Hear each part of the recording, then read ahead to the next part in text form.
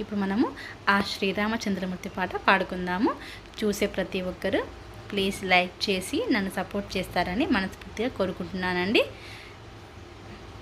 రామ రామ రామ రామ రామ జయ రామ రామ రామ రామ రామ రామ రామ రామ రామ జయ రామ రామ రామ రామ రామ దశరథ నందన రామ రామ రామ దశముఖ మర్దన రామ రామ రామ దశరథ నందన రామ రామ రామ దశముఖ మర్దన